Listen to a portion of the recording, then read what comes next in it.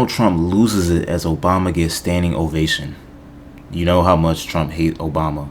You know how much we hate Trump. Let's get right to it. Let's go. Donald Trump is absolutely losing it as the entire stadium in Inglewood, Los Angeles, erupted in a standing ovation for former President Obama. Donald Trump has completely lost the culture.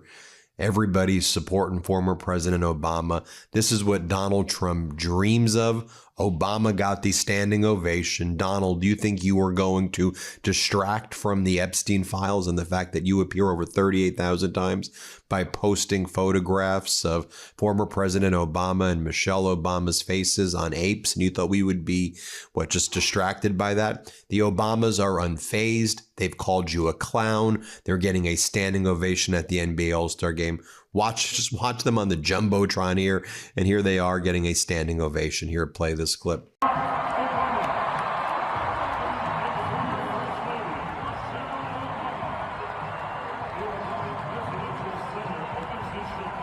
Now let's play that standing ovation for another angle right here.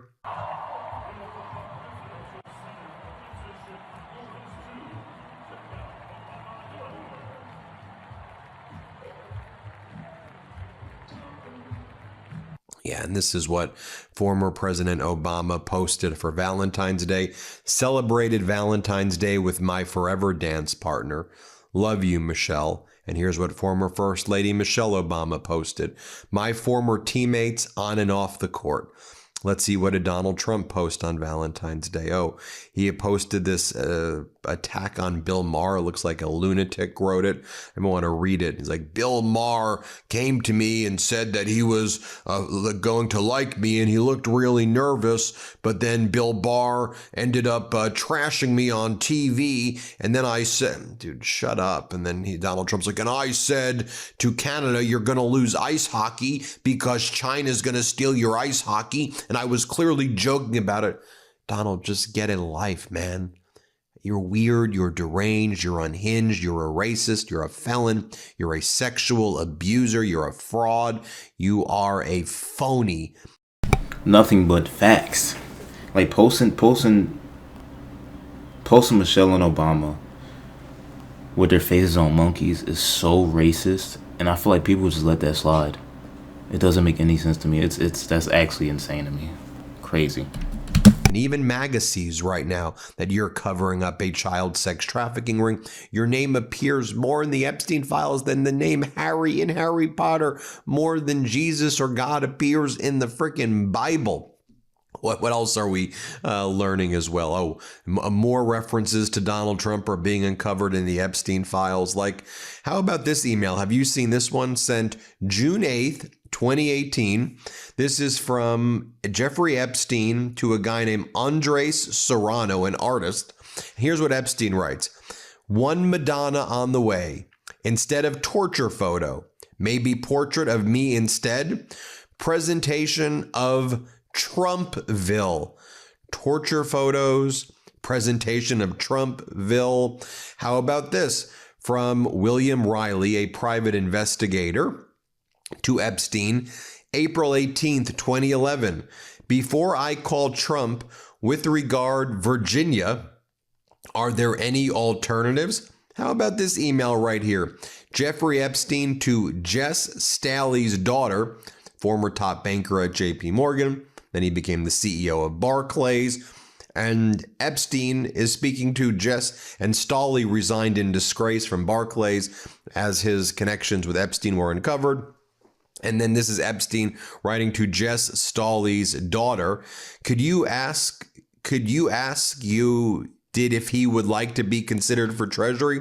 He's saying, can you ask your dad if he would like to be considered as the next Treasury Secretary? Because Epstein was apparently involved with Bannon in picking Donald Trump's cabinet like Treasury Secretary.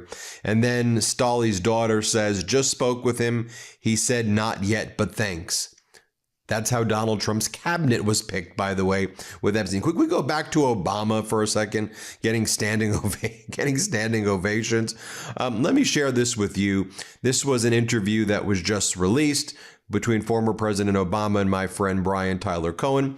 And Obama, it talks about Donald Trump doing the ape photo posting by Donald Trump. And here's what Obama says, that he still sees a lot of hope. Play this clip. First of all, I think it's important to recognize that the majority of the American people find this behavior deeply troubling. It is true that it gets attention. It's true that it's a distraction. But, as I'm traveling around the country, as you're traveling around the country, you meet people. They still believe in decency, courtesy, kindness. And there's this sort of clown show that's happening in social media and on television. And what is true is that there doesn't seem to be any shame about this among people who used to feel like you had to have some sort of decorum and a sense of propriety and respect for the office, right? So that's been lost. But the reason I point out that I don't think the majority of the American people approve of this is because ultimately the answer is going to come from the American people. And we just saw this in Minnesota, in Minneapolis.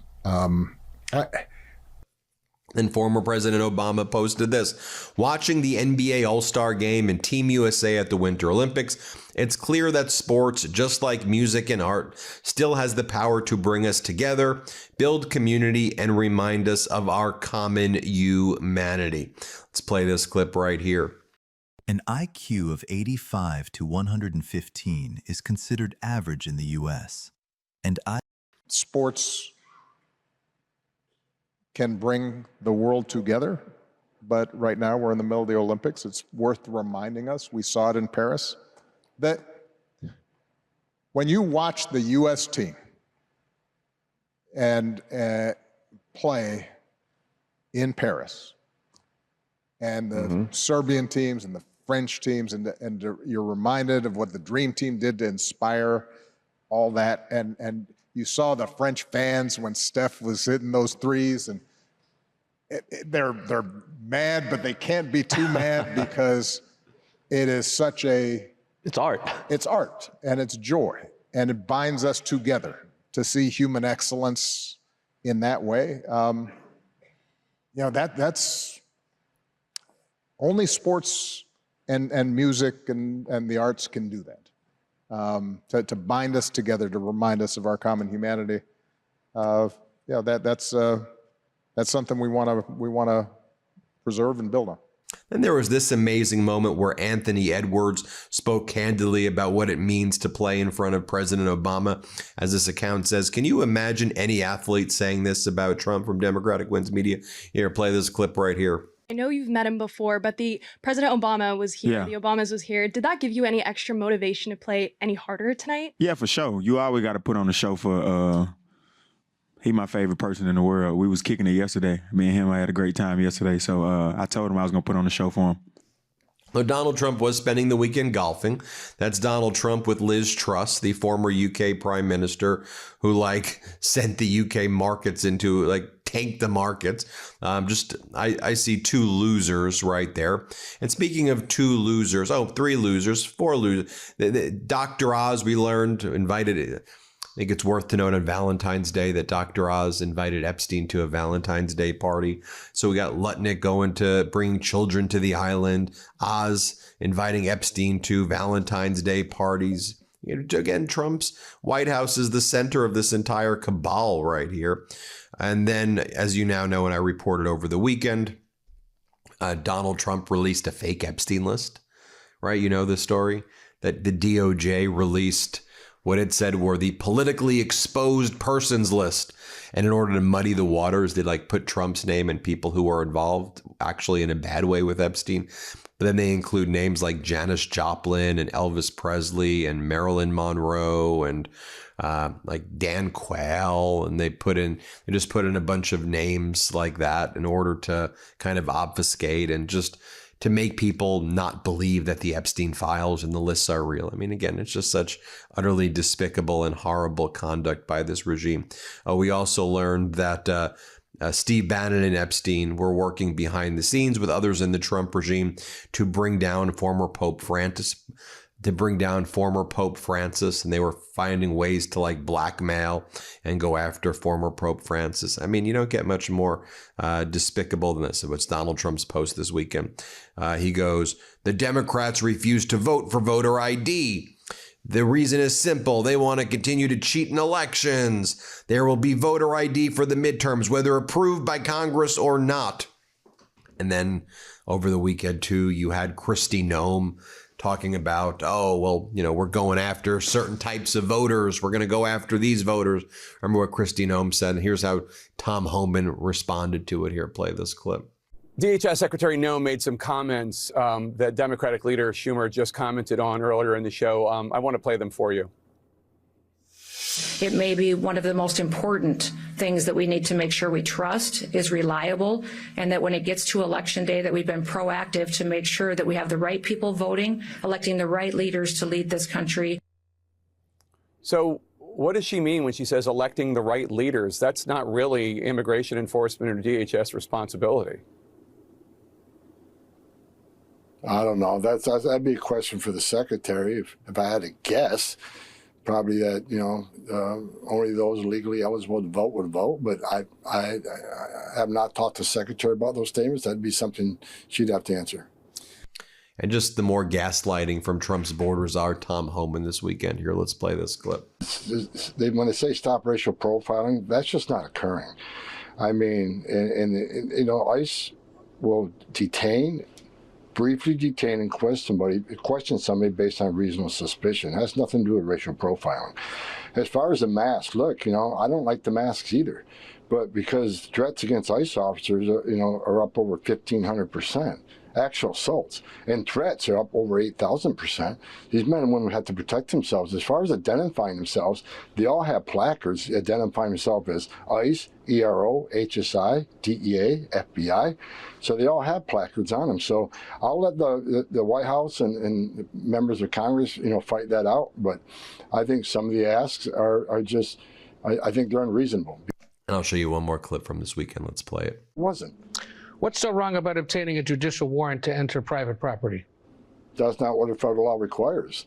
Congress themselves wrote the Immigration Nationality Act that gave power on administrative warrant to arrest somebody. And that's what's set up in federal statute. So if Congress wants that changed, then Congress can legislate. But right now, ICE is acting within the framework of federal statutes enacted by Congress and signed by a president. Well, as I recall, you have previously said that you thought judicial warrants were necessary for searches. There's been this change in policy in that now ICE can go with these administrative warrants that are issued by ICE personnel. Why your change of heart? I mean, clearly at one point at least you agreed that was necessary.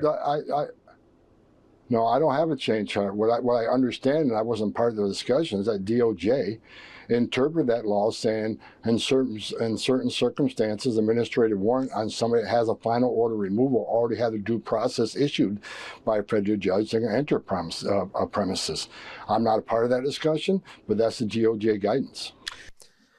Anyway, there you have it, folks. Let me know what you think. Hit subscribe. Let's get to 6 million. And thanks everybody for watching. New Midas merch. There y'all have it. Trump being a hater against the Obamas. Yeah, I don't know what we're gonna do in this country. We need to lock in. We need to get this man out of office. We need to do what we gotta do to survive because we're getting crazy. Make sure y'all like, comment, subscribe. Make sure you hit the notification bell. Comment what y'all think about all this that's going on in this country. I'm trying to be as consistent as I can with these videos. Even though I know we don't get no views right now, but one day we're gonna blow up and I can't wait. I love y'all. Peace and love, baby. We out.